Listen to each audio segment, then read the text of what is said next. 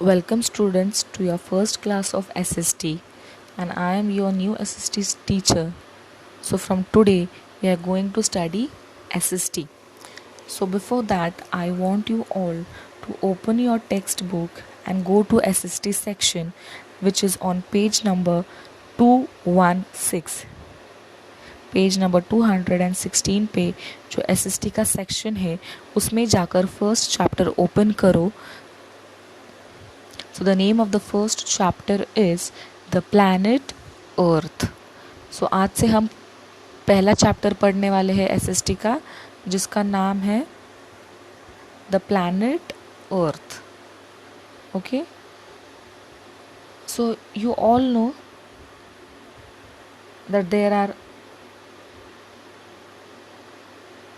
8 planets और उस 8 planet में से एक प्लैनेट अर्थ जो है उस पे हम रहते हैं. The planet on which we live is our earth. Okay, so उसके बारे में आज हम पढ़ने वाले हैं. Let's start.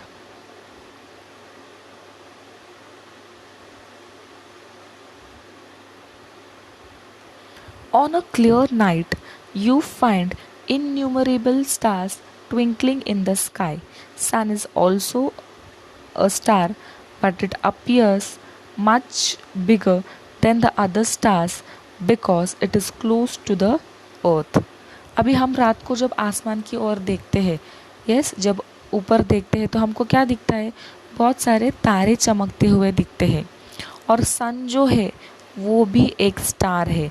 अभी ये सुन के आपको थोड़ा सा शॉक होंगे क्योंकि आपको ये पता ही नहीं था अब तक, लेकिन सन जो है वो भी क्या है? एक बहुत बड़ा स्टार है.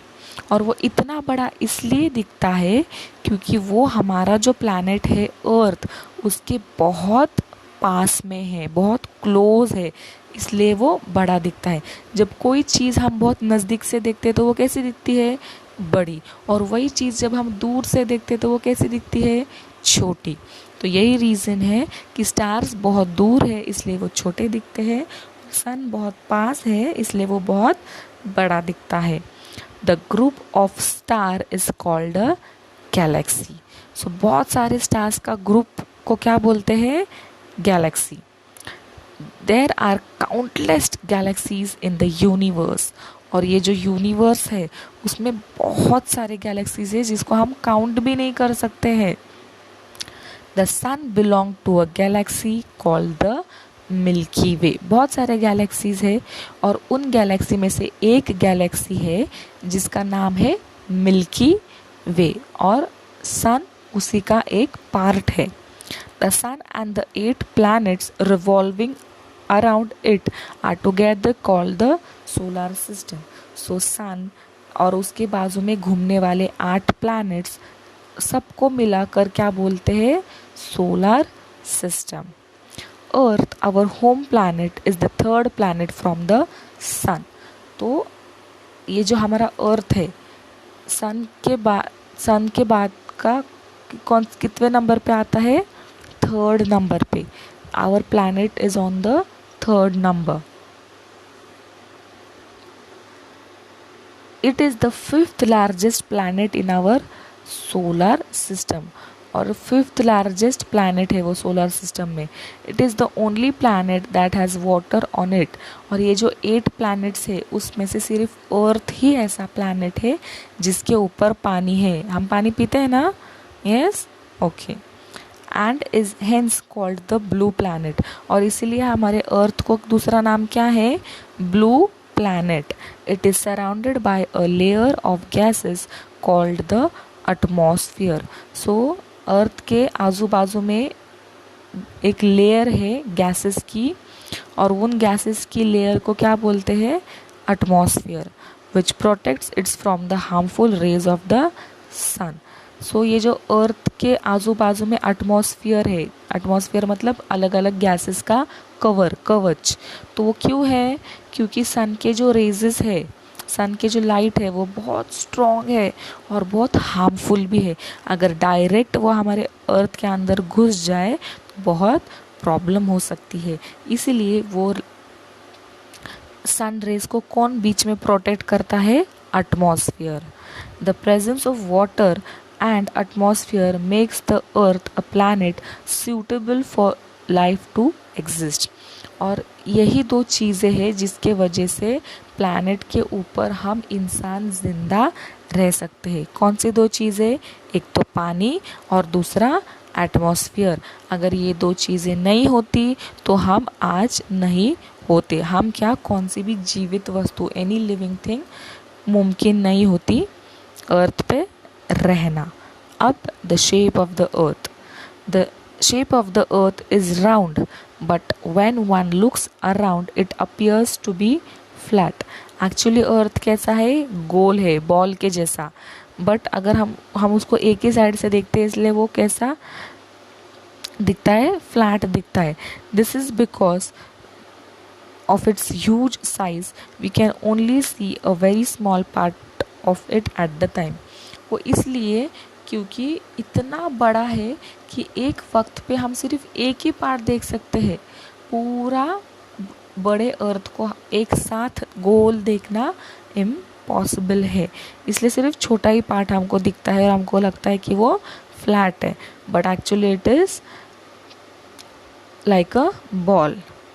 Aryabhatta, an Indian astronomer of the 5th BCE, that is before Christ era century, mentioned in his records that the earth is spherical and rotates on its own axis. So astronomer Aryabhatta नाम के एक astronomer थे। Astronomer मतलब क्या? जो space की study करते हैं, जो स्पेस में जाते हैं, वहाँ की यूनिवर्स की स्टडी करते हैं। ओके, सो आर्यभट्टा नाम के एक एस्ट्रोनॉमर थे। उन्होंने क्या बोला कि अर्थ कैसा है? स्पेरिकल है शेप में, और वो खुद भी घूमता है और सन के आजू बाजू से भी घूमता है। In the 15th century CE, that is Common Era, अब देखो 5th BCE, BCE मतलब बिफोर क्राइस्ट एरा और CE मतलब कॉमन एरा, ये फुल फॉर्म है उसका। Okay Copernicus, a Polish scientist, proved that the earth was round and put forward a theory that the planets revolve around the sun. So Copernicus करके एक scientist थे, उन्होंने क्या prove किया कि अर्थ गोल है शेप में। और क्या प्रूव किया उन्होंने कि ये जितने भी प्लैनेट्स है, 8 प्लैनेट्स, वो सारे रिवॉल्व मतलब घूमना, वो सारे किसके बाजू से घूमते हैं? सन के बाजू से। Next, however, the earth is flat at the poles and slightly bulging in the center. Thus, the actual shape of the earth is oblate spheroid. मतलब क्या है कि एक्चुअली अर्थ का शेप कैसा है? पोल जो है, नॉर्थ पोल और साउथ पोल, हाँ, नॉर्थ पोल और साउथ पोल पे वो कैसा है? थोड़ा सा फ्लैट है, थोड़ा सा चपटा है, और बीच में सेंटर में बल्जिंग है। बल्जिंग मतलब थोड़ा सा मोटा। सो द एक्चुअल शेप कैसा है अर्थ का? Oblate spheroid. This is the perfect shape. To make a detail study about the earth, scientists must be able to see it completely. So the model of the earth was prepared. This is called the globe. अभी देखो, कोई भी चीज़ का जब पढ़ाई करना है तो उसको देखना, उसको हाथ में लेना ज़रूरी है ना। तो अभी अर्थ तो इतना बड़ा है तो उसको कैसे देखा जाए? एक साथ तो हम नहीं देख सकते, एक साथ तो सिर्फ छोटा सा पार्ट दिखता है एट ए टाइम पे। तो इसलिए साइंटिस्ट ने क्या किया? उसका मिनिएचर फॉर्म बनाया। मिनिएचर मतलब छोटा, उसका ऐसा चीज़ बनाई जो वो हाथ में लेकर देख सकते हैं, पढ़ाई कर सकते हैं, और उसको क्या बोलते हैं? ग्लोब। यहाँ पे देखो ग्लोब का पिक्चर दिया है। ये ग्लोब क्या है? अर्थ ही है, लेकिन ऐसी चीज़ जो हम अर्थ का स्ट्रक्चर है, जिसको हम हाथ में लेकर देख सकते हैं, पढ़ाई कर सकते हैं। It is replica of the earth drawn to scale. Replica मतलब कॉपी, अर्थ की कॉपी है. It shows the location of the continents, ocean, countries and also some big cities. So globe में क्या क्या दिखाते हैं, सब दिखते हैं. ओशंस, लोकेशन मतलब जगह, किसकी किसकी, कॉन्टिनेंट्स की, ओशंस की, बिग सिटीज़ की, ये सारा वहाँ पे दिखता है. To make it real the globe is fixed to an axis that passes through the centre. और सच में अर्थ की तरह दिखने के लिए क्या किया है, उसको फिक्स किया गया है सेंटर के थ्रू, सेंटर एक्सिस के थ्रू जो सेंटर से गुजरती है. अब ये सब आपको तभी देख पाओगे जब आप सच में ग्लोब हाथ में लोगे. अभी अब तक आपने ग्लोब हाथ में नहीं लिया है, इसलिए आप वो सब नहीं देख सकते, बट अब फिलहाल के लिए आप पिक्चर में ही देखो. This axis is tilted to an angle of 23.5 degree, but even a globe presents only half of the earth from one side. We shall now study the globe in details. अब ये हुआ globe. अब हम globe क्या है वो ठीक से देखेंगे. पोल्स. अब देखो पोल्स में जो डायग्राम दिया है वहाँ पे देखो, ऊपर नॉर्थ पोल है, नीचे साउथ पोल है. तो ये जो दो चीज़ है वो एक नॉर्थ पोल और एक साउथ पोल. कितने पोल्स है, दो poles, north pole, south pole.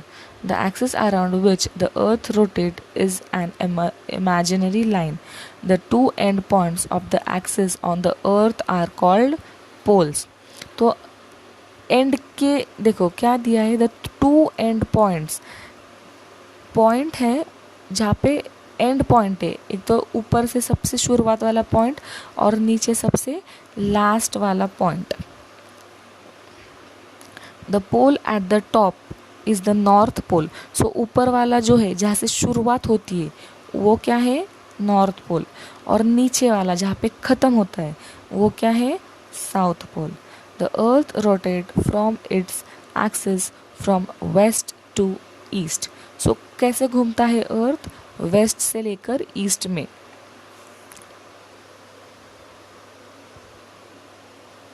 It take 24 hours to complete one rotation. और एक रोटेशन मतलब खुद भी घूमता है ना अर्थ. मैंने बोला था कि अर्थ पहले तो खुद घूमता है, खुद ही ऐसे गोल गोल गोल, उसको रोटेशन बोलते हैं. दूसरा, खुद घूमते घूमते वो सन के बाजू से भी घूमता है. एक होता है खुद का घूमना, एक होता है सन के बाजू से घूमना.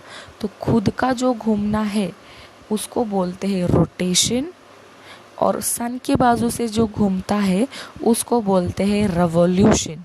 सो रोटेशन 24 आवर्स का होता है, 24 घंटे, जिसको हम एक दिन बोलते हैं. Yes, one day is equal to 24 hours. तो एक रोटेशन मतलब एक दिन. Understand. The polar diameter of the earth is 43 kilometre shorter than the equatorial diameter. तो हमने पहले ही बोला कि पोल्स पे जो है वो अर्थ क्या है, थोड़ा सा फ्लैट है, और बीच में जो है वो थोड़ा सा मोटा है. इसलिए पोल्स का जो डायमीटर है वो थोड़ा सा छोटा है 43 किलोमीटर से, जो कि इक्वेटर यानी कि बीच वाला जो डायमीटर है वो ज़्यादा बड़ा है. Look at the globe closely. Can you find horizontal and vertical lines drawn on the surface. अब ये ग्लोब जो है यहाँ पे इतना क्लियर नहीं है. आप एक काम करो, आप गूगल पे देखो और ठीक से उस ग्लोब को देखो. आपको क्या दिखेगा पता है, छोटे छोटे स्टैंडिंग और स्लीपिंग लाइन. अब स्टैंडिंग लाइन मतलब वर्टिकल लाइन, स्लीपिंग लाइन मतलब हॉरिजॉन्टल लाइन.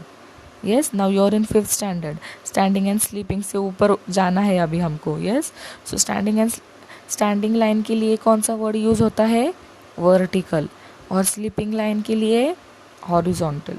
सो ये जो स्टैंडिंग एंड स्लीपिंग, मतलब हॉरिजॉन्टल और वर्टिकल लाइंस जो है वो इमेजिनरी है, मतलब ऐसे ही इंसान के बनाई हुई है, सचमुच अर्थ पे वैसे कोई भी लाइंस नहीं है। वो साइंटिस्ट लोगों ने इसीलिए ग्लोब पे बनाए हैं ताकि वो टाइम के बारे में पता कर सके, लेकिन सच में अर्थ पे वैसे कोई लाइंस नहीं है। क्लियर?